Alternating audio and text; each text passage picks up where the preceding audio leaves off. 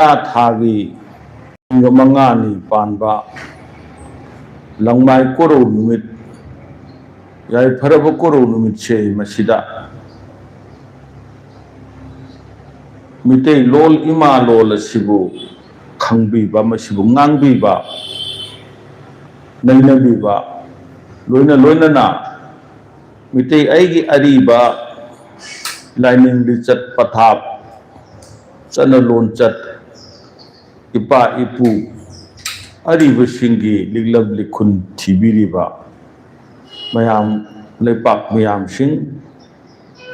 ꯑꯈꯪ ꯑꯍꯩꯁꯤꯡ ꯃꯌꯥꯝꯒꯤ ꯃꯐꯝꯗ ꯁꯂꯥꯏꯀꯣꯟ ꯍꯥꯏꯅ ꯀꯧꯕ ꯂꯥꯏꯅꯤꯡ ꯂꯨꯞ ꯑꯁꯤꯅ ꯃꯤꯌꯥꯝꯗ ꯉꯁꯤ ꯅꯣꯂꯨꯛꯅ ꯍꯪꯒꯠꯆꯅꯅꯕꯒꯤꯗꯃꯛꯇ ꯊꯧꯔꯥꯡ ꯇꯧꯗꯨꯅ ꯂꯩꯖꯔꯤꯕ ꯍꯤꯔꯝꯗꯤ ꯍꯧꯖꯤꯛꯁꯤ ꯍꯥꯏꯔꯦꯟꯒꯤ ꯉꯁꯤꯃꯛꯁꯤ 25ꯅꯤ ꯄꯥꯜꯂꯕꯅꯤꯅ ꯍꯌꯦꯡ ꯍꯪꯆꯤꯠꯇ ꯉꯥꯏꯔꯦ ꯍꯤꯌꯥꯡꯒꯩ ꯍꯥꯏꯕ ꯊꯥꯁꯤ ꯁꯣꯏꯗꯅ ꯂꯥꯛꯑꯅꯤ. ꯃꯔꯝ ꯑꯗꯨꯅ ꯍꯤꯌꯥꯡꯒꯩ ꯍꯥꯏꯕ ꯊꯥꯁꯤ ꯀꯔꯤꯒꯤ ꯍꯤꯌꯥꯡꯒꯩ ꯀꯧꯕꯅꯣ? ꯀꯔꯤ ꯈꯣꯏꯌꯨꯝ ꯂꯥꯏꯅ ꯍꯤꯌꯥꯡꯒꯩ ꯊꯥꯕꯨ ꯄꯨꯕꯒꯦ? ꯍꯤꯌꯥꯡꯒꯩ ꯊꯥꯗ ꯂꯩꯄꯥꯛ ꯃꯤꯌꯥꯝꯅ ꯀꯔꯤ ꯇꯧꯍꯧꯕ ꯌꯥꯕꯒꯦ ꯍꯥꯏꯕꯅꯆꯤꯡꯕꯁꯤꯒꯤ ꯃꯇꯥꯡꯗ ꯆꯥꯎꯔꯥꯛꯄ ꯋꯥꯐꯝ ꯈꯔꯗꯪ ꯂꯩꯄꯥꯛ ꯃꯤꯌꯥꯝꯒꯤ ꯃꯥꯡꯗ ꯍꯪꯒꯠꯆꯒꯦ. ꯍꯪꯒꯠꯆꯔꯤꯕ ꯋꯥ ꯑꯁꯤꯅ ꯑꯔꯣꯏꯕꯅꯤ ꯍꯥꯏꯕ ꯅꯠꯆꯗꯦ.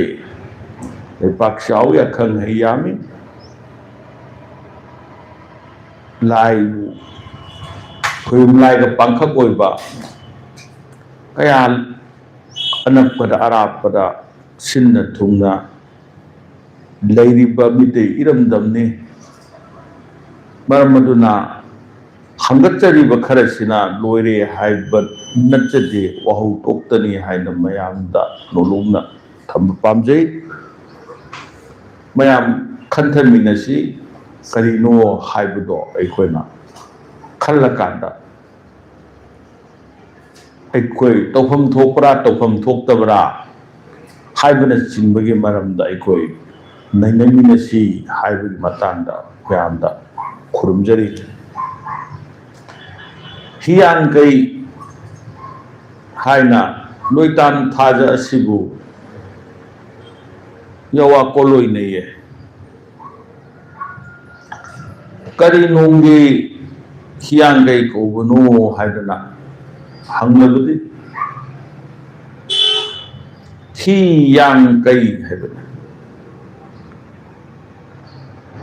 ꯍꯤꯗꯤ ꯀꯔꯤꯅꯣ? ꯃꯍꯤ ꯃꯌꯥꯏ ꯍꯥꯏꯕꯅꯤ, ꯃꯇꯤꯛ ꯃꯌꯥꯏ. ꯐꯪꯉꯝꯗꯕ ꯍꯤ ꯌꯥꯏ ꯍꯥꯏꯕꯅꯤ. ꯀꯔꯝꯕ ꯍꯤ ꯌꯥꯏꯅꯣ? ꯌꯥꯡꯒ ꯂꯣꯏꯅꯕ. ꯌꯥꯡ ꯍꯥꯏꯕꯗꯤ ꯀꯩꯅꯣ? ꯌꯥꯡ ꯍꯥꯏꯕ ꯋꯥꯍꯩꯁꯦ ꯃꯤꯇꯩ ꯑꯩꯒꯤ ꯏꯔꯣꯟꯗꯗꯤ ꯋꯥꯍꯩ ꯑꯃꯃꯝꯒꯤ ꯇꯣꯉꯥꯟ ꯇꯣꯉꯥꯟꯕ ꯋꯥꯍꯟꯊꯣꯛ ꯂꯩꯖꯩ. ꯅꯨꯡꯒꯤ ꯋꯥꯍꯟꯊꯣꯛ, ꯄꯥꯟꯒꯤ ꯋꯥꯍꯟꯊꯣꯛ, ꯅꯥꯀꯣꯏꯅꯕ ꯋꯥꯍꯟꯊꯣꯛ, ꯑꯄꯥꯟꯅꯕ ꯋꯥꯍꯟꯊꯣꯛ, ꯊꯩꯅ ꯆꯠꯄ ꯋꯥꯍꯟꯊꯣꯛ, ꯃꯆꯦꯠꯅ ꯌꯩꯕ ꯋꯥꯍꯟꯊꯣꯛ, ꯃꯈꯜ ꯃꯈꯥ ꯃꯌꯥꯝ ꯑꯃ ꯂꯩ. ꯁꯤꯖꯤꯟꯅꯕꯒꯤ ꯃꯈꯥ ꯄꯣꯜꯂꯤ. ꯃꯔꯝ ꯑꯗꯨꯅ ꯑꯩꯈꯣꯏꯅ ꯍꯥꯏꯔꯤꯕ ꯌꯥꯡ ꯍꯥꯏꯕꯁꯦ ꯌꯥꯡ ꯅꯠꯇꯦ, ꯍꯤꯌꯥꯡꯒꯩ. ꯌꯥꯡꯁꯦ ꯀꯩꯅꯣ? ꯑꯍꯤꯡꯕꯕꯨ ꯌꯥꯡ ꯀꯧꯋꯦ, ꯑꯁꯤꯕꯕꯨꯅ ꯈꯪ ꯀꯧꯋꯦ. ꯃꯔꯝ ꯑꯗꯨꯅ ꯑꯩꯈꯣꯏꯅ ꯃꯤꯇꯩ ꯑꯩꯒꯤ ꯂꯥꯏꯔꯤꯛꯅꯦ ꯍꯥꯏꯗꯅ, ꯏꯄꯥ ꯏꯄꯨꯅ ꯊꯝꯃꯝꯕꯅꯦ ꯍꯥꯏꯗꯅ ꯄꯥꯟꯅꯔꯤꯕ ꯑꯔꯤꯕ ꯂꯥꯏꯔꯤꯛꯁꯤꯡꯒꯤ ꯃꯅꯨꯡꯗ खमोई यांगोई शेटनिंग हाइदना मयामना ताबिरिबा थेंगनबिरिबा मदुदि याउरिबि यांगदो मदुमक yang haibadi ahingba punsibu yang haiba maramaduna hiyang kai hingiba punsi sida phanggadaba hi yai boiba mapu manasu angang nawa aduna palem pibuk nungda layingi matamda taibang thukdana palem magi thogan phangbang ngamnaba pantho mapagi thogan phangbang ngamnaba taurakpa madugidamakta maki mapot machi yum piba matik mayai hapiba angan nawado da matik mayai hapiba madugi thato madugu hiyan kai ko kai haibadi kai li kai rel ne mapu mana taibang khoi gi damakta kai mayam ama thanbi ai tattan ningsing jaba mausa khutchem se mapu magi kai bi kai rel ne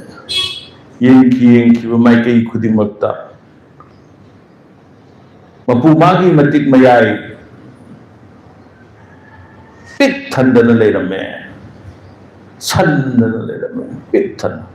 manuna mai kai chalai haye mahaki matik mayai na khadok tana leirame khadok pagi marambu haram khowe nongpok haram nongchup haram adu nunggi khai ngasi aikoina hiyang kai haidana haibusida mapu magi hi yai oiba yang moiba taigong punsi hingi punsida loina gadaba madugi kaibi kairel thalhanbiyo haidana niba kaibi kairel thanjawo haidana mapumana pibiba adugu baloidan thajat do madu hiyang kai hainko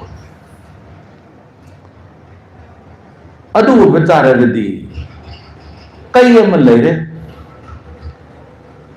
kai asidi kanana sange kai ase kanana sange haidana thirakumat matamde sangbadi mapu magi mapot ne mapu mana adum sangbani adubu malem laida laaba taibang miyoiba namu pongi mapok ta puoba taibang miyoiba mahaki damakta mapu mana sangbirakpa kaibi kairel sangakpa matamdadi koloi mingle honge kari kaure haida kai ta luk khanba hai kai tuk khanba su hai ni kai ta luk khanba hai kai bi kai rel sangba mahapu kai luk khanba panthau ipa sang pan da su kai leye nung da su kai leye taibang hakchang gi nung da su kai leye taibang hakchang gi pan da su kai leye mungo sangai gi pan da su kai leye nung da su sa kai leye nung pan animak se kai tu kan bai pan sang ne kai bi kai ri manung da aya thatta su mayam da ning singjagi ba ipak irel achauba turel tu da lel oiba loibi chinjau masigi mathatta leiriba mahai marong haipal leipal leiribasing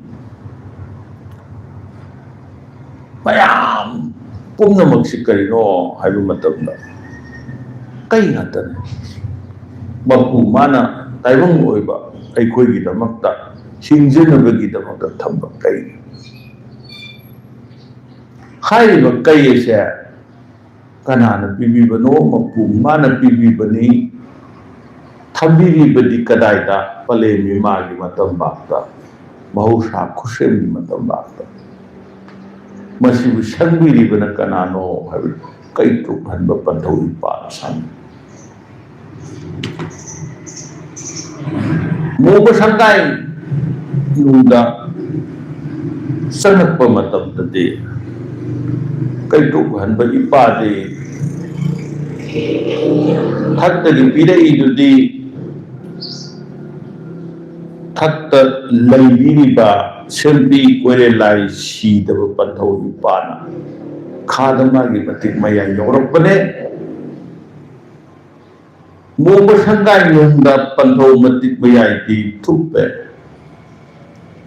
ꯄꯥꯟꯗ ꯐꯣꯡꯉꯦ ꯃꯔꯨ ꯑꯣꯏꯅ ꯄꯥꯟꯗ ꯐꯥꯎꯕ ꯄꯥꯟꯗ ꯍꯥꯏꯕꯁꯤ ꯄꯥꯟꯒꯤ ꯊꯛꯇꯅꯤ ꯄꯟꯊꯧ ꯏꯄꯥꯅ ꯂꯩꯔꯤꯗꯤ ꯈꯥꯗꯗꯤ ꯄꯂꯦꯝ ꯏꯃꯥꯅ ꯂꯩꯕꯅꯤ ꯃꯔꯝꯗꯨꯅ ꯄꯟꯊꯧ ꯏꯄꯥꯗꯤ ꯀꯣꯔꯧ ꯅꯣꯡꯗꯣꯟ ꯊꯛꯇ ꯉꯥꯟꯊꯣꯏꯕꯅꯦ ꯍꯩ ꯏꯄꯥꯅꯦ ꯄꯂꯦꯝ ꯏꯃꯥꯅ ꯃꯥꯂꯦꯝ ꯂꯩꯈꯥꯗ ꯃꯇꯤꯛ ꯃꯌꯥꯏ ꯐꯨꯗꯣꯛꯅ ꯃꯉꯝ ꯄꯥꯡꯕꯅꯦ ꯈꯥꯅꯦ ꯊꯛꯀ ꯈꯥꯒ ꯑꯅꯤꯗꯤ ꯊꯛꯁꯨ ꯈꯥꯅꯦ ꯈꯥꯁꯨ ꯊꯛꯅꯦ ꯌꯦꯠꯁꯨ ꯑꯣꯏꯅꯦ ꯑꯣꯏꯁꯨ ꯌꯦꯠꯅꯦ ꯑꯅꯤ ꯑꯁꯦ ꯑꯃꯠꯇ ꯑꯣꯏꯌꯦ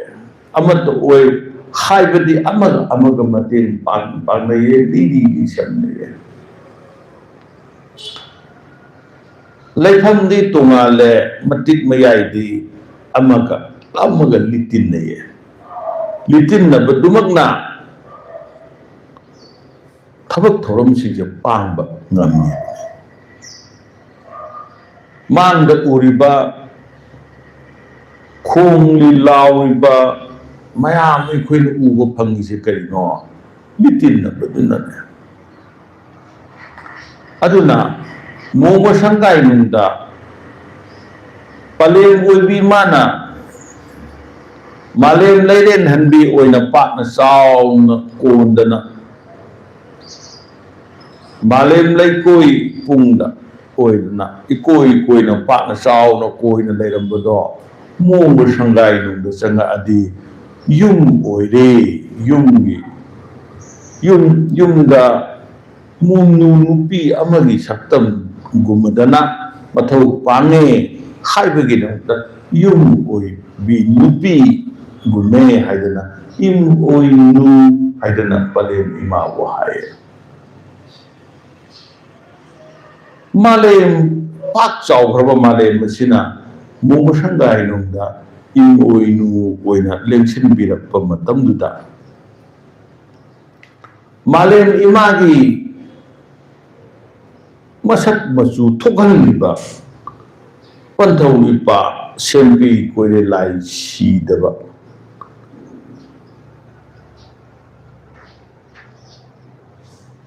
ꯄꯟꯊꯧ ꯏꯄꯥ ꯊꯄꯤ ꯁꯦꯟ ꯀꯣꯏꯔꯦꯜ ꯑꯄꯥꯟꯕꯗꯤ ꯃꯣꯕ ꯁꯪꯒꯥꯏ ꯅꯨꯡꯗ ꯆꯪꯉꯛꯀꯥꯟꯗ ꯃꯣꯕ ꯁꯪꯒꯥꯏꯗ ꯂꯩꯔꯤꯕ ꯄꯂꯦꯝ ꯏꯃꯥꯅ ꯏꯃꯣꯏꯅꯨ ꯑꯣꯏꯗꯨꯅ ꯂꯩꯕ ꯃꯐꯝ ꯑꯗꯨꯗ ꯃꯥꯒꯤ ꯌꯦꯠꯂꯝ ꯃꯥꯏꯀꯩꯗ ꯃꯍꯥꯛꯀꯤ ꯈꯨꯕꯝ ꯂꯩꯌꯦ ꯈꯨꯕꯝ ꯍꯥꯏꯕꯗꯤ ꯈꯨꯔꯨꯝꯅꯕ ꯃꯐꯝ ꯍꯥꯏꯕꯅꯤ ꯄꯂꯦꯝ ꯏꯃꯥꯅ ꯈꯨꯔꯨꯝꯅꯕ ꯅꯠꯇꯦ ꯇꯥꯏꯕꯪ ꯑꯣꯏꯕ ꯃꯆꯥ ꯃꯁꯨ ꯑꯩꯈꯣꯏꯅ ꯈꯨꯔꯨꯝꯅꯕ ꯃꯐꯝꯗꯣ ꯃꯗꯨꯕꯨ ꯈꯨꯕꯝ ꯀꯧꯋꯦ ꯃꯗꯨꯅ ꯃꯐꯝꯗꯨꯗ ꯄꯟꯊꯧ ꯏꯄꯥꯅ ꯃꯣꯡꯕ ꯁꯪꯒꯥꯏ ꯅꯨꯡ ꯑꯣꯏꯕꯅꯤꯅ ꯁꯥꯊꯨꯞꯄꯒ ꯂꯩꯕꯗꯤ ꯀꯔꯤ ꯑꯣꯏꯅ ꯂꯩꯔꯦ ꯃꯣꯡꯕ ꯁꯪꯒꯥꯏ ꯅꯨꯡꯒꯤ ꯀꯩꯕꯤ ꯀꯩꯔꯦꯟꯕꯨ ꯃꯥꯡꯅ ꯄꯥꯟꯅꯕꯤꯌꯦ ꯀꯅꯥꯅ ꯄꯥꯟꯅꯕꯤ ꯀꯩꯇ꯭ꯔꯨꯍꯟꯕ ꯄꯟꯊꯧ ꯏꯄꯥꯅ ꯄꯥꯟꯅꯕꯤ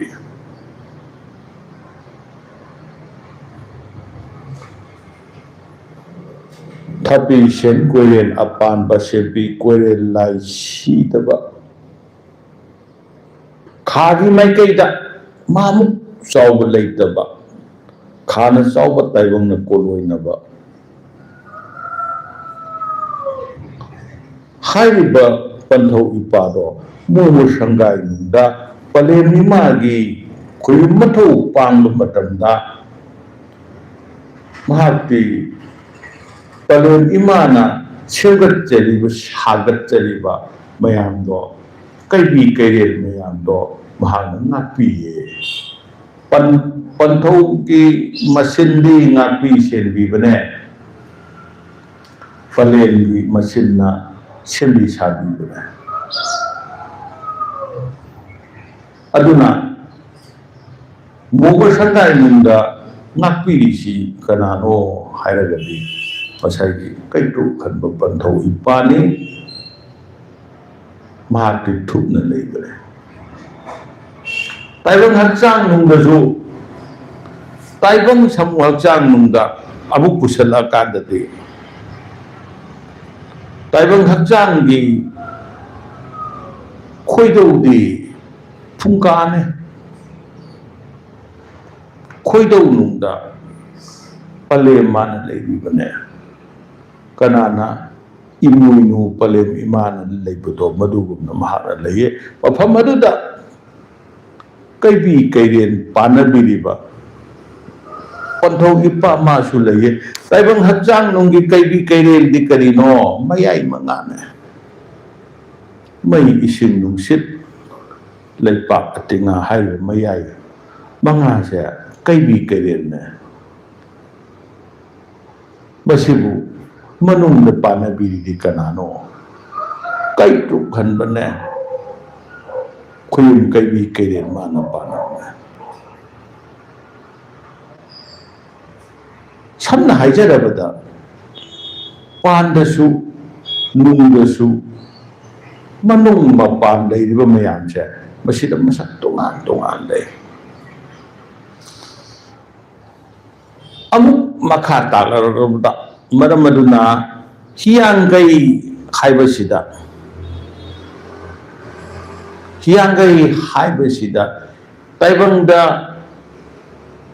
ꯇꯥꯏꯕꯪ ꯄꯨꯟꯁꯤꯗ ꯌꯥꯡ ꯑꯣꯏꯕ ꯇꯥꯏꯕꯪ ꯄꯨꯟꯁꯤꯗ ꯃꯍꯤ ꯃꯌꯥꯏ ꯄꯤꯕꯤꯕ ꯀꯩꯕꯤ ꯀꯩꯔꯦꯟ ꯊꯟꯅ ꯄꯤꯕꯤꯕ ꯊꯥꯕꯨ ꯍꯤꯌꯥꯡꯒꯩ ꯊꯥ ꯀꯧꯏ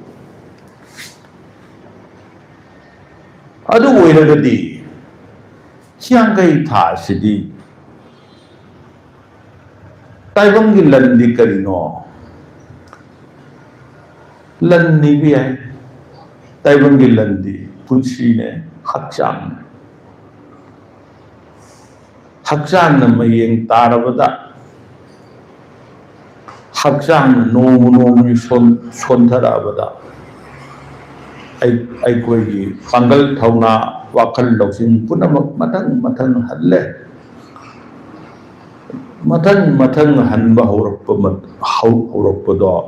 ꯃꯗꯨꯕꯨ ꯑꯍꯟ ꯀꯧꯋꯦ ꯀꯧꯕ ꯃꯄꯨ ꯃꯅꯥꯛꯇ ꯃꯥꯒꯤ ꯃꯅꯥꯛꯇ ꯍꯟꯅꯕꯗꯣ ꯈꯜꯂꯝꯕ ꯅꯤꯡꯉꯝꯕ ꯊꯧꯔꯝꯕ ꯃꯌꯥꯝ ꯇꯞꯅ ꯍꯜꯂꯦ ꯃꯨꯔꯝꯕ ꯁꯝꯂꯥꯡꯒꯤ ꯑꯃꯨꯕ ꯃꯆꯨ ꯃꯥꯡꯈꯤꯌꯦ ꯁꯃꯨ ꯃꯤꯠꯀꯤ ꯊꯧꯔꯝꯕ ꯃꯥꯡꯈꯤꯌꯦ ꯅꯥꯒꯤ ꯇꯥꯕ ꯉꯝꯕꯒꯤ ꯃꯄꯥꯡꯒꯜ ꯃꯥꯡꯈꯤ ꯃꯊꯪ ꯃꯥꯡꯕ ꯂꯣꯏꯅ ꯍꯜꯂꯦ ꯀꯅꯥꯗ ꯃꯄꯨ ꯃꯥꯒꯤ ꯃꯐꯝ ꯋꯥꯏꯔꯒ ꯂꯥꯛꯄꯅꯦ ꯁꯨꯝ ꯍꯟꯈꯤ ꯑꯗꯨꯅ ꯍꯥꯏꯔꯤꯕ ꯍꯤꯌꯥꯡꯒꯩ ꯊꯥꯗ samu hakchang magi mafamda taibang ngasida kadaidagi kari lawraktana kai oina lawraibase pangidi khara phare samu hakchang nungda pusalabada kari lawrakpano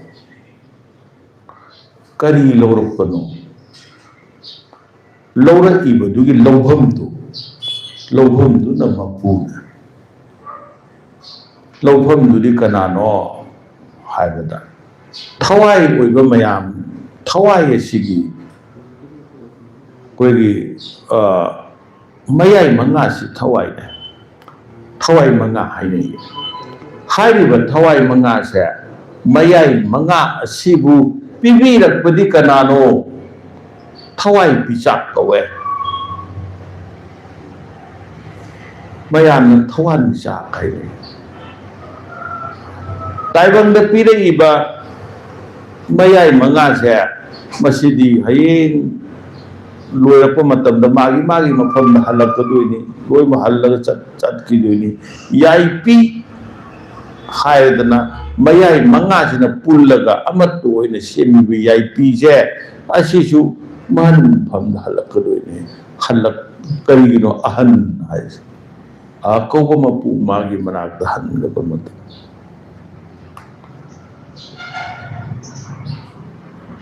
maramaduna madugi hangadaba madugi halakpase madugu pirakkadoiba kanana thawai pichak haibadi thawan michakna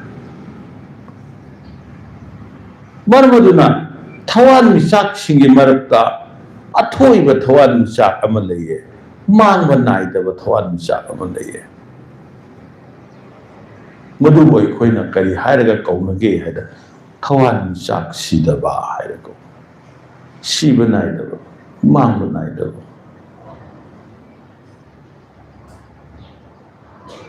taibang thawai di taibang masi aikoina taibang liklu hairo kona liktugi maru khairakpani hairiba taibang oiba haibagi ai haibasigi hawraphamse kauba mapu mana taibang hakchang i haibadi ai haibasi masida changa kanda ai haibasi thoe aga iga pullaga ai thoe aduna taibang hakchang nungda changakpagi ai changakpa ai oirakpa matam masibu oihalaiba kauba mapudo mapu mahakpu mangondagi yaibi thawai nirakpa thawai gi machak khudingmak mangondagi nirakpa madu thawai pichak sidaba ngasidi thawan michak sidaba hairiba thawan michak sidabado mahakna puba thane hiyangkaida aduna taibang mapu haibasina nakalamane taibang mapu thawan pichak sidaba taibang mapu masak mapu hai garabadi mana pubane singi punamakse mahaki ngaktane mana pubu mapu ko mapu mana puye ai koi kari tanam hari ba matam sida ai koi thawan sidaba pandau ipase hiyangai thada koiramne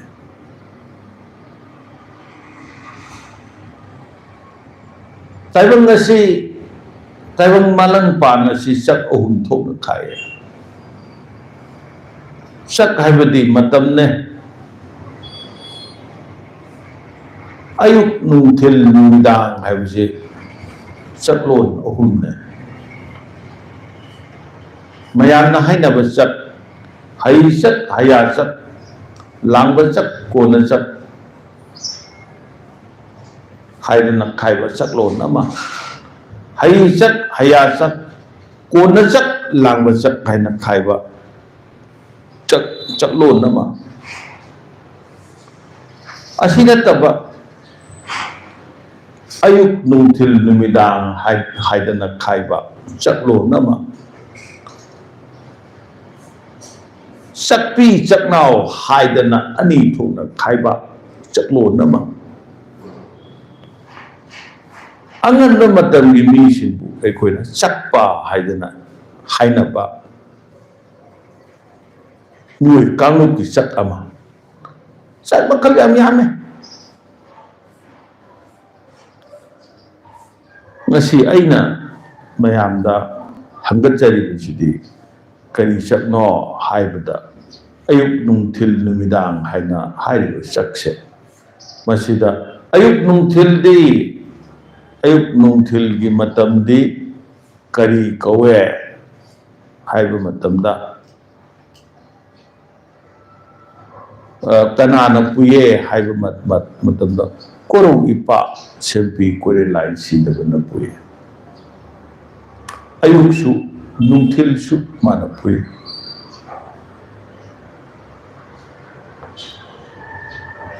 ꯅꯣꯡ ꯐꯨꯡ ꯂꯥꯎꯅ ꯉꯥꯟꯕꯕꯨ ꯅꯣꯡ ꯉꯥꯟꯕ ꯀꯧꯋꯦ ꯋꯥꯈꯜ ꯂꯧꯁꯤꯡ ꯇꯥꯔꯛꯄ ꯅꯨꯃꯤꯠ ꯊꯣꯛꯄ ꯅꯣꯡ ꯉꯥꯟꯕ ꯍꯥꯏꯁꯦ ꯃꯥꯅ ꯉꯥꯟꯊꯣꯔꯛꯄꯕꯨ ꯃꯉꯥꯟ ꯀꯧꯋꯦ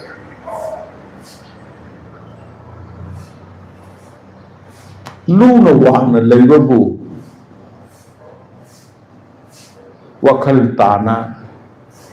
ꯃꯇꯤꯛ ꯃꯌꯥꯏ ꯁꯟꯅ ꯂꯨꯅ ꯋꯥꯡꯅ ꯂꯩꯕꯕꯨ ꯂꯨꯋꯥꯡ ꯀꯧꯋꯦ ꯈꯨꯅ ꯃꯝꯅ ꯂꯩꯕꯅ ꯈꯨꯃꯟ ꯀꯧꯋꯦ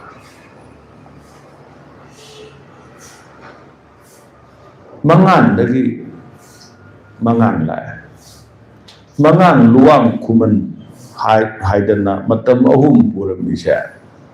ꯃꯥꯅ ꯇꯝꯕꯕꯨ ꯃꯇꯝ ꯍꯥꯏꯕꯗꯤ ꯃꯄꯨ ꯃꯥꯅ ꯇꯝꯕꯕꯨ ꯃꯇꯝ ꯍꯥꯏꯕꯅꯤ ꯃꯁꯤ ꯁꯂꯥꯏꯒꯤ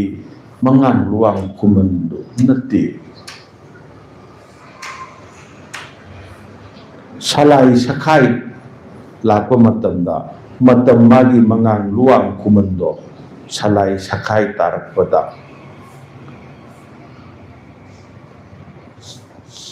ꯆꯠꯅꯥꯎ ꯇꯥꯔꯛꯄ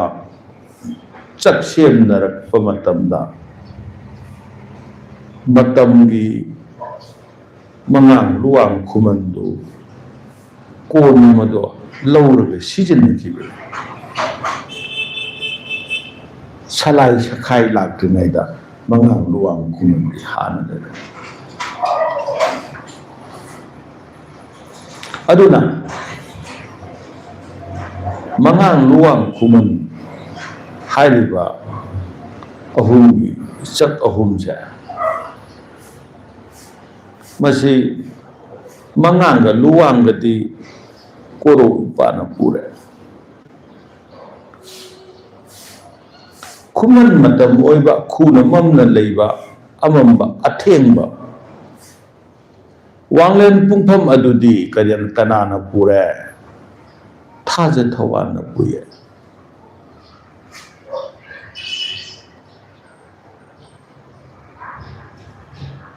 ꯊꯥꯖ ꯃꯥꯗꯤ ꯇꯥꯏꯕꯪꯗꯤ ꯃꯝꯃꯗꯤ ꯍꯩꯅꯤꯗꯤꯅꯤ ꯀꯤꯅꯤ ꯑꯃꯝꯕꯗꯤ ꯀꯔꯤꯒꯤ ꯀꯤ ꯎꯗꯤ ꯎꯗꯕꯅ ꯈꯪꯗꯦ ꯈꯪꯗꯕꯕꯨ ꯀꯤꯕꯅꯦ ꯑꯗꯨꯒꯤꯗꯃꯛ ꯑꯃꯝꯕꯕꯨ ꯇꯥꯏꯕꯪꯅ ꯀꯤꯌꯦ ꯃꯄꯥꯔꯤ ꯃꯃꯣꯡ ꯇꯥꯏꯕꯪ ꯑꯣꯏꯕꯁꯤꯡꯕꯨ ꯑꯀꯤ ꯇꯨꯖꯨꯡꯅꯕꯗꯒꯤ ꯀꯟꯅꯅꯕ ꯍꯥꯏꯔꯗꯅ ꯄꯟꯊꯧ ꯏꯄꯥ ꯂꯣꯏꯇꯥꯝ ꯊꯥꯖꯅ ꯃꯉꯥꯟ ꯄꯤꯕꯤꯌꯦ ꯉꯥꯜꯍꯜꯂꯦ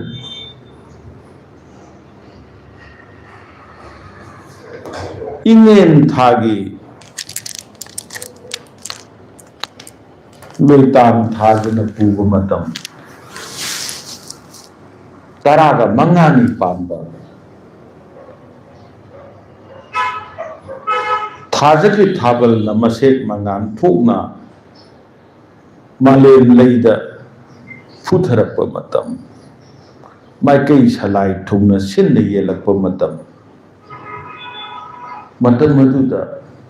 leipak miyam hupna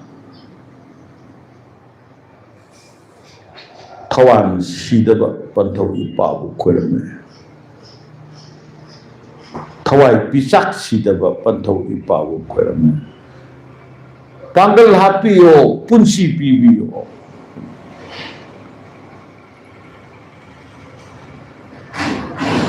Pangal hapadu si kadai dano Haidana yawa Ohang labadi Thawai manga dane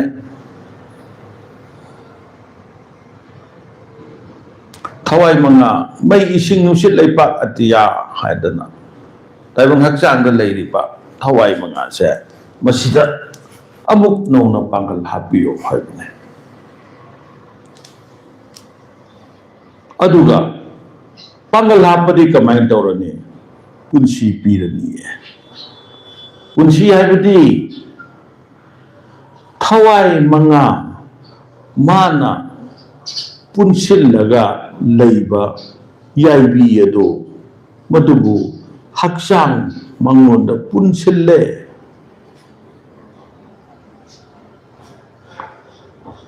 yaibi thawai bu haksang mana haksang mangonda punsille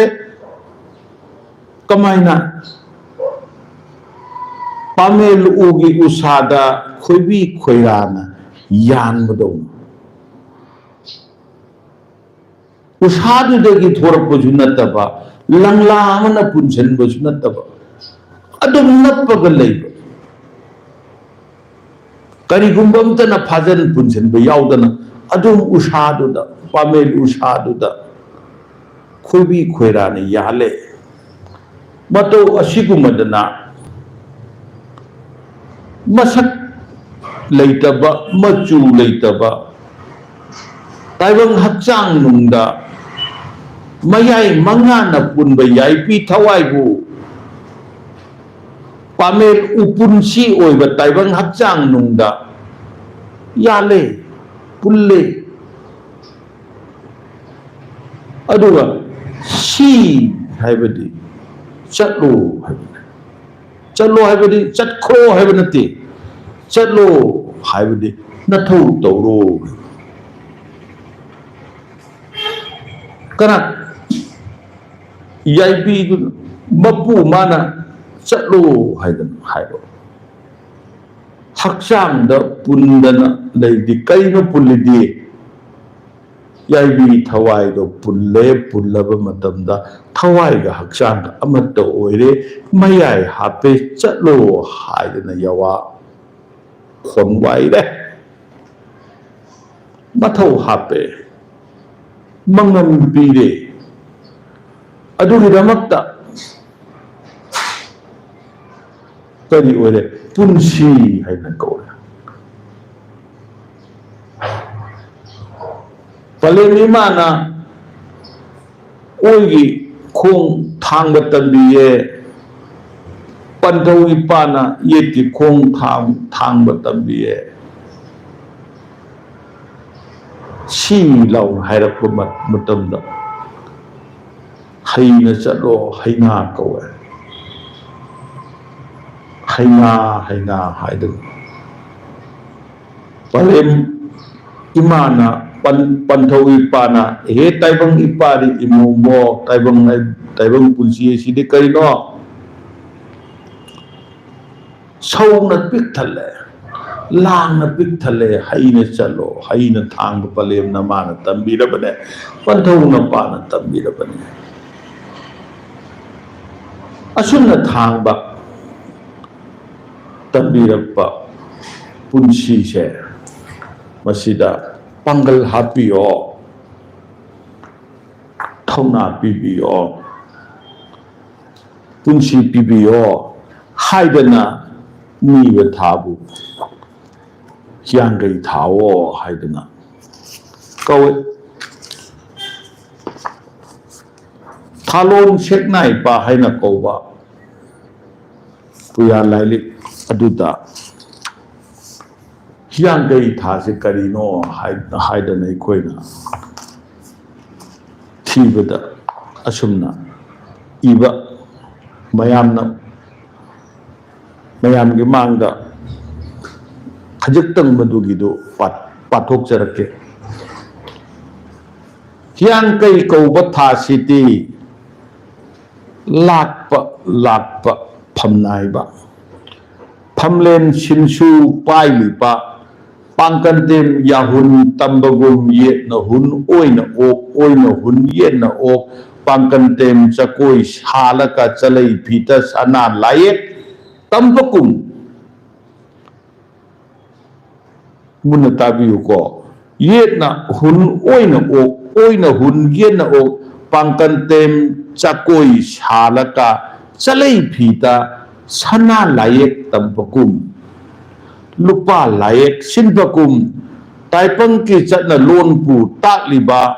taipang maikai salai pu sinthong yei na pautam lipa taipang pukai lan kaita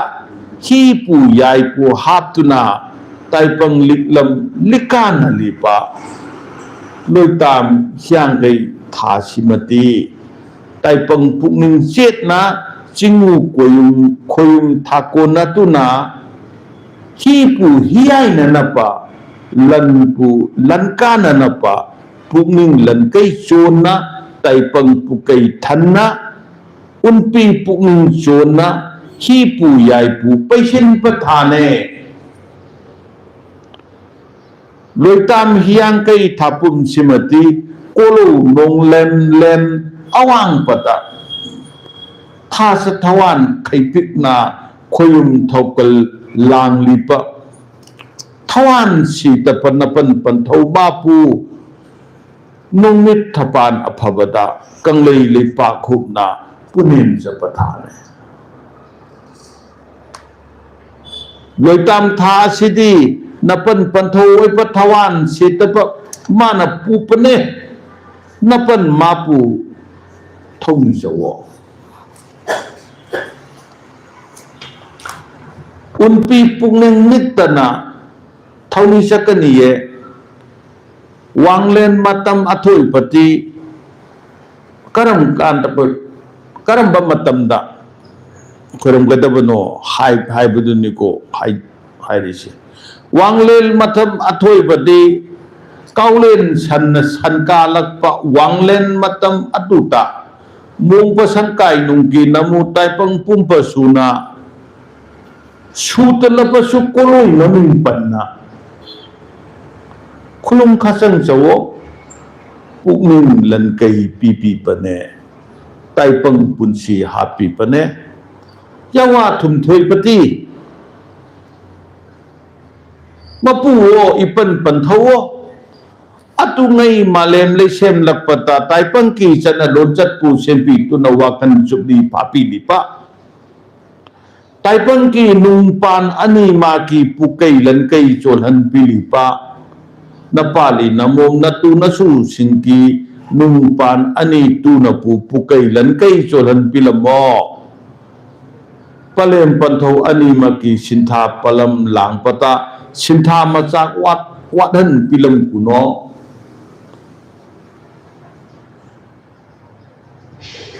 haidana khorambani asigi makhada aikoina hapningba hapa yai khorambadi kaulen san kalak pawanglen matam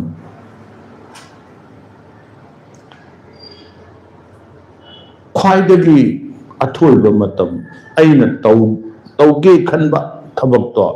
madugi taugadaba matam chap chaba afaba matam wanglen kawe len no matam awang ba len no matam aduna ai khoi misam sinna leipak misam sinna ꯍꯤꯌꯥꯡꯒꯩ ꯊꯥꯁꯤꯗ ꯇꯧꯕ ꯌꯥꯔꯤꯁꯤ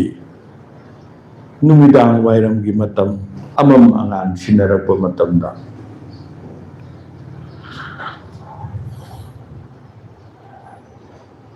ꯊꯥꯖ ꯏꯄꯥꯒꯤ ꯃꯉꯥꯜꯅ ꯁꯤꯟ ꯊꯨꯡꯅ ꯁꯜꯂꯛꯄ ꯃꯥꯂꯦꯝ ꯂꯩꯗ ꯇꯥꯔꯛꯄ ꯃꯇꯝ ꯃꯥꯂꯦꯝ ꯂꯩꯗ ꯇꯥꯔꯛꯇ꯭ꯔꯤꯉꯩ ꯃꯇꯝꯗꯗꯤ ꯌꯥꯗꯦ ꯃꯥꯂꯦꯝ ꯂꯩꯕ ꯇꯥꯔꯛꯂꯕ ꯃꯇꯝ ꯑꯗꯨꯗ ꯊꯛꯀ ꯈꯥꯒ ꯁꯝꯅꯩꯌꯦ ꯃꯁꯦꯛ ꯃꯉꯥꯜꯗꯨꯅ ꯃꯗꯨꯒꯤ ꯃꯇꯝꯗꯨꯗ ꯄꯨꯛꯅꯤꯡ ꯂꯟꯒꯩ ꯄꯤꯕꯤꯕ ꯇꯥꯏꯕꯪ ꯄꯨꯟꯁꯤ ꯍꯥꯠꯄꯤꯕ ꯌꯋꯥ ꯊꯨꯝꯊꯣꯏꯕ ꯍꯥꯏꯔꯒ ꯄꯟꯊꯧ ꯏꯄꯥ ꯃꯥꯕꯨ ꯆꯤꯟꯕꯤ ꯆꯦꯡꯕꯥ ꯍꯩꯅ ꯏꯄꯥꯜ ꯂꯥꯡꯕꯤ ꯂꯩꯔꯥꯡ ꯊꯦꯟꯅ ꯄꯨꯅꯦꯝꯖꯒꯗꯕ ꯃꯇꯝꯅꯤ ꯏꯃꯨꯡ ꯃꯅꯨꯡꯗ ꯂꯩꯔꯤꯕ ꯃꯤꯄꯨꯝ ꯈꯨꯗꯤꯡꯃꯛꯀꯤ ꯀꯣꯂꯣꯏ ꯃꯃꯤꯡ ꯄꯟꯕꯤꯒꯗꯕꯅꯤ ꯅꯄꯥꯔꯤ ꯑꯁꯦ ꯅꯃꯣꯝ ꯑꯁꯦ ꯅꯗꯨꯅꯁꯨ ꯑꯁꯦ ꯃꯇꯝꯒꯤ ꯃꯇꯨꯡ ꯏꯟꯅ ꯃꯄꯥꯟꯗ ꯂꯥꯏꯔꯤꯛ ꯇꯝꯕ ꯆꯠꯈꯤꯕ ꯅꯠꯇ꯭ꯔꯒ ꯃꯣꯃ ꯁꯪꯒꯥꯏꯅꯨꯡꯗ ꯂꯩꯇꯕ ꯌꯥꯎꯔꯒꯁꯨ ꯆꯠꯈꯤꯕ ꯌꯥꯎꯔꯒꯁꯨ ꯃꯍꯥꯛꯀꯤ ꯃꯍꯨꯠ ꯁꯤꯟꯕ ꯌꯥꯕ ꯃꯐꯤ ꯐꯤꯅꯤ ꯈꯪꯗꯦ ꯑꯃ ꯈꯪꯗꯦ ꯑꯗꯨ ꯌꯥꯎꯅ ꯄꯨꯟꯅ ꯈꯣꯏꯔꯝꯕꯤꯒꯦ ꯍꯥꯏꯔꯒꯅ ꯑꯗꯨꯒꯨꯝꯅ ꯊꯝꯕꯤꯔꯣ ꯅꯠꯇ꯭ꯔꯒꯅ ꯑꯩꯅ ꯃꯤ ꯑꯃꯈꯛꯇꯅ ꯃꯌꯥꯝꯒꯤ ꯃꯍꯨꯠ ꯁꯤꯜꯂꯒ ꯈꯣꯏꯔꯝꯒꯦ ꯍꯥꯏꯔꯒꯁꯨ ꯌꯥꯎꯗꯕ ꯃꯈꯣꯏꯒꯤꯁꯨ ꯃꯃꯤꯡ ꯄꯟꯕꯤꯌꯨ ꯃꯌꯥꯝ ꯄꯨꯝꯅꯃꯛꯇꯨꯒꯤ ꯃꯍꯨꯠ ꯁꯤꯜꯂꯒ ꯄꯨꯅꯦꯝꯖꯕꯅꯤ ꯍꯥꯏꯗꯅ ꯑꯗꯨꯅ ꯇꯥꯏꯕꯪ ꯄꯨꯟꯁꯤ ꯍꯥꯞꯅꯕ ꯃꯥꯕꯨ ꯌꯋꯥ ꯊꯨꯝꯊꯣꯏꯕꯅ ꯈꯣꯏꯌꯨꯝ ꯂꯩꯇꯥꯏꯅꯒꯗꯕꯅꯤ ꯆꯤꯡ ꯉꯝꯗꯥꯏꯅꯕꯤꯒꯗꯕꯅꯤ ꯑꯗꯨꯅ ꯑꯁꯨꯝꯅ ꯂꯥꯛꯄꯁꯦ ꯃꯊꯪ ꯊꯛꯀꯤ ꯃꯇꯝꯗꯒꯤ ꯂꯥꯛꯑꯝꯕꯗꯒꯤꯗꯤ ꯍꯥꯏꯔꯤꯕ ꯆꯤꯛꯊꯝ ꯊꯥ ꯆꯤꯛꯊꯝ ꯊꯥꯁꯨ ꯀꯧꯏ ꯏꯪꯉꯛꯄ ꯆꯤꯛꯂꯛꯄ ꯍꯧꯔꯛꯀꯗꯣꯏꯅꯤ ꯅꯤꯡꯊꯝ ꯊꯥꯒꯤ ꯂꯥꯛꯀꯗꯣꯏꯅꯤ ꯁꯤꯅ ꯅꯤꯡꯊꯧꯔꯣꯜ ꯀꯌꯥ ꯀꯪꯂꯩ ꯅꯤꯡꯊꯧ ꯃꯊꯪ ꯂꯥꯛꯈ꯭ꯔꯕ ꯃꯇꯝꯗ ꯃꯩꯗꯤꯡꯉꯨ ꯏꯔꯦꯡꯕ ꯃꯍꯥꯛꯊꯛꯇꯗꯤ ꯂꯩꯄꯥꯛ ꯅꯤꯡꯊꯧ ꯍꯨꯞꯅ ꯍꯤꯌꯥꯡꯒꯩ ꯊꯥꯗ ꯋꯥꯀꯩ ꯍꯤꯔꯦꯜ ꯊꯛꯇ ꯍꯤꯌꯥꯡ ꯇꯦꯡꯃꯥꯏ ꯂꯦꯞ ꯅꯧꯂꯦꯟ ꯍꯤꯅꯥꯎ ꯁꯥ ꯍꯤꯌꯥꯡ ꯀꯨꯝꯃꯩ ꯇꯧꯔꯝꯃꯦ ꯀꯪꯂꯩ ꯂꯩꯄꯥꯛꯁꯤꯟꯅ ꯈꯨꯅꯧ ꯈꯨꯂꯦꯟ ꯊꯨꯡꯅ ꯀꯩꯔꯣꯏ ꯂꯩꯀꯥꯏ ꯈꯨꯗꯤꯡ ꯎꯃꯪ ꯂꯥꯏꯒꯤ ꯂꯥꯏꯐꯝꯗ ꯊꯦꯂꯥꯠ ꯀꯩꯂꯥꯠꯅꯩꯌꯦ ꯎꯃꯪ ꯂꯥꯏ ꯃꯐꯝ ꯈꯨꯗꯤꯡꯗ ꯂꯩꯔꯤꯕ ꯃꯥꯒꯤ ꯈꯨꯜ ꯑꯗꯨꯕꯨ ꯄꯨꯔꯤꯕ ꯎꯃꯪ ꯂꯥꯏꯒꯤ ꯂꯥꯏꯐꯝꯁꯤꯡꯗꯣ ꯃꯗꯨꯗ ꯅꯨꯃꯤꯠ ꯊꯕꯥꯟꯅ ꯐꯕ ꯑꯃꯗ ꯃꯥꯅ ꯐꯩ ꯍꯥꯏꯅ ꯈꯟꯕ ꯅꯨꯃꯤꯠꯇꯨꯗ ꯍꯤꯌꯥꯡꯒꯩ ꯊꯥꯗ ꯎꯃꯪ ꯂꯥꯏꯁꯤꯡꯗꯣ ꯃꯗꯨꯒꯤ ꯈꯨꯔꯨꯝꯅꯩ ꯑꯁꯤꯗꯁꯨ ꯅꯠꯇꯅ ꯊꯥꯖꯠ ꯑꯁꯤꯗꯗꯤ ꯅꯣꯡꯂꯦꯟ ꯂꯥꯏꯖ ꯏꯃꯩ ꯈꯝ ꯂꯥꯏꯖ ꯏꯃꯩꯅ ꯅꯣꯡꯕ ꯊꯥꯅꯦ ꯑꯗꯨ ꯅꯣꯡꯒꯤꯕꯨ ꯏꯂꯥꯠ ꯊꯧꯔꯝ ꯇꯧꯅ ꯂꯥꯏꯂꯦꯜ ꯃꯩꯇꯤꯡꯉꯨꯅ ꯐꯝꯄꯥꯜ ꯂꯤꯛꯂꯝ ꯇꯠꯇꯅꯕ ꯐꯝꯄꯥꯜ ꯅꯧꯅ ꯑꯃꯨꯛ ꯀꯥꯏꯌꯦ ꯅꯣꯡ ꯆꯨꯔꯝꯕ ꯃꯌꯥꯝꯗꯣ ꯍꯤꯌꯥꯡꯒꯩ ꯊꯥ ꯂꯥꯛꯑꯒꯗꯤ ꯅꯣꯡꯗꯨ ꯂꯦꯞꯄꯦ ꯃꯗꯨꯕꯨ ꯂꯥꯏꯖ ꯏꯃꯩ ꯈꯝꯕ ꯀꯧꯋꯦ ꯂꯥꯏꯖ ꯏꯃꯩ ꯂꯣꯝꯕ ꯊꯥ ꯍꯥꯏꯁꯦ ꯀꯣꯔꯧ ꯅꯣꯡꯒ ꯃꯥꯂꯦꯝꯒ ꯂꯤꯔꯤ ꯂꯤꯁꯝꯅꯔꯛꯄꯗꯣ ꯂꯤꯔꯤ ꯂꯤꯇꯟꯅꯔꯛꯄꯗꯣ ꯀꯔꯤꯅ ꯑꯩꯈꯣꯏꯅ ꯍꯦꯛ ꯎꯕ ꯑꯩꯈꯣꯏꯅ ꯍꯦꯛ ꯈꯪꯕꯗꯤ ꯅꯣꯡꯗꯣꯜ ꯂꯤꯛꯂꯥꯅ ꯁꯝꯃꯦ ꯅꯣꯡꯗꯣꯜ ꯂꯤꯛꯂꯥ ꯍꯥꯏꯕꯁꯤꯗ ꯅꯣꯡ ꯆꯨꯔꯤꯕꯁꯤꯁꯨ ꯌꯥꯎꯔꯤꯅꯤ ꯑꯗꯨ ꯅꯣꯡ ꯆꯨꯔꯝꯕꯗꯣ ꯆꯨꯔꯛꯇ꯭ꯔꯦ ꯂꯥꯏꯖ ꯏꯃꯩ ꯈꯝꯃꯦ ꯀꯣꯔꯧꯒ ꯃꯥꯂꯦꯝꯒ ꯑꯅꯤꯗ ꯎꯔꯝꯕ ꯃꯁꯛ ꯑꯃ ꯇꯠꯂꯛꯄꯗꯨꯗ Korong nong thau ipadagi ningthaurol kaya pathang puthang lana phambal karakpado liri litat hanbigano haidana kanglei ningthau singna phambal amuk nongna kaya mi hombana teko phambal amuk nongna kaba tina phambal liklam tattanaba phambal nongna kanaye sapau lanpau tatanaba chensa nungkoi pita waila saming tha huyen laiming kauna manglak yan pathane laisa ichen malu oiba kongpa malu ningthi bada laisa ithakta hitong tuna amai pina tauching hailang khoithumpa chingen leirang ningthi pa pukat ne ye walak khaisang nampon pi taipang nati chanatapa khoyum khoilang hailang manam nai pathen tang selil ha amata tubi tanglei ilat ne ye lemlei ngami kau ne ye nga marang kaina thokpi na ba lemlei ngami kau ba tha kongba maru da koina ngasi kongba maru haina khangnari ba masidagi sida koina waghei higi mathakta hairang athumba leirang ningthiba puraga kongba maru da irat thelat taunaba tha laipaki amaibana sapau lanpau laktanaba koina huyen lantaraktanaba nungkoi bida sa kandanaba lan kandanabagidamagta thoram taunaba tha Kangla manungda leiba nungkoi bi haina khangnaba mafamduda khoramnaba thane nungkoi piti arotbane adubu aphongbane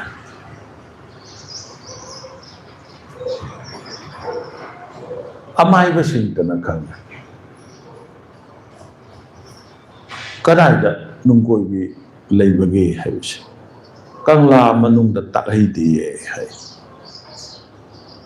maramdi aruba thabakti aduda tawe sagi sapau kalhalloi lange lanpau lahaloi hairadi nungkoi bi de tawe adu laki lau itu sahi amagi laktanabagi damakta sem sarba matamdi kadaida no nungkoi bi de karamba matamda toromba hiyangai thada aduna hiyangai thasigi tara mangani panba thanil numit sida thajana mamai lukoi sinna pakna nungmadon lailei pak male milei pak ani makse tuna ngalakpa matam nungmadon su nganba malemda su nganba madugumba numidangi wanglen pungphamda thajana mangal yauba sumang mati mathau pung mayai sumton panda oirasu yai natragana thajana mangal yauba mafamda Singgol Saigon nungdugi thajana mangal yauba mafamduda hairang leirang thena chengbi chengba haina mapari mamom oiba singna ताइबंग युमथोंग खुदिंगी मपाली ममोमसिंदुगा लोइनना हैरांग लैरांग कतना लाइजे इसिंग थेना पुंसी सिंथा पांगहनबियो ही याई वालहनबिगनु ही याई हाइबदी पैसा नते the rate सेंजा नते वाखल ने लौसिंग ने पुकनिंग ने पांगल ने पुंसी ने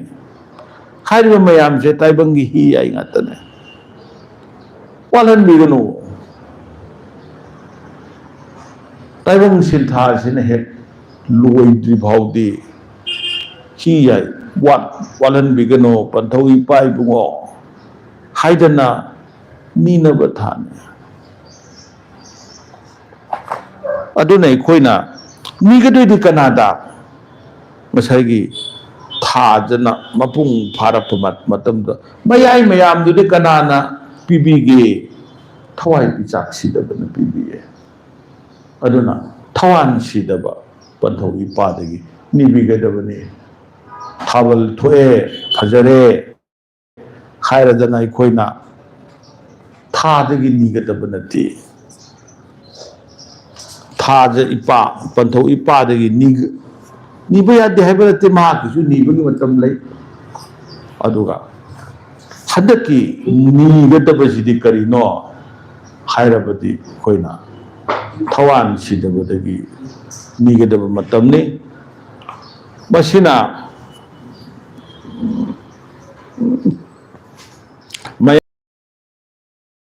निमोन जाकौबा हाइबा तौई निमोन जाकौबसिदि कोना लापने खोइना वारीददि पक्षम मसम पक्षम मसम नोंदा लाइरेन पाखंग बबू मचन ओइबी ना नोंदा लाइरेन पाखंग बगी लैना ओइबी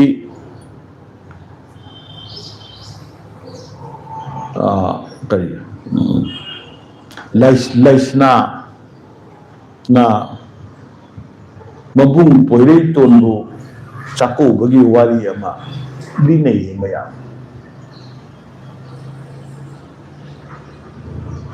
मसे वारी असी यावबा मियोइबा ngasi नौना इबददि मयाम थेंनै वारी लिबदसु मयाम थेंनै पांजद्रबा अइना थीबा वाटपन ओइरंबा ताई हाइना खली अरिबा पुया लाइरिक्तदि इथेंग थेंनबा ngamde पुया लाइरिक अरिबदा थेंनदे ताइबंग ngasiगे ताइबंग इबा अफुंबा लाइरिक्तदि इबा यावी अरिबा वारीददि निलिनबा यावी लैरंबा याय अइना खंगदबसु ओइरंबा याय अदुना निमोन जाकौबगी वारी लिखुनजे फदि याम फजै तौरिबा मोंगसिदि यामना नुंसिबा इमुंग मनुंग मचिन मनाव नुंसिबा सागतबगी याम फजबा ओइबा अदुगा मसिगी करी लेबगे हाइबसे नौना अमुक थिजनबा तंगाई फदि हाइना खली अदुना हयें निमोन जाकौबसिगा करी लेबगे कमाइन तौबगे हाइबने चिंब मयाम से अमुक मखा ताना अमुक नैनसी ngasiगी ओइनदि वांगलेंदि कुबसिदा यांगै थागी खनननबसे फाइ मतांग सिदा खैरसी लेपाक मियामबु अइ सुबला ताइना सलाइ पुनि माइकैदगी पुनियमजरी मियाम मांगदा वाहि खदंग थंबसिदा ngangadabana nganghodaba ngangoidabana ngangthokhiba awatpa ahenba yawba mayam punamak yumlagi masak oiraba leipak miyamna ngakpiyu haina punemjari hai haya hai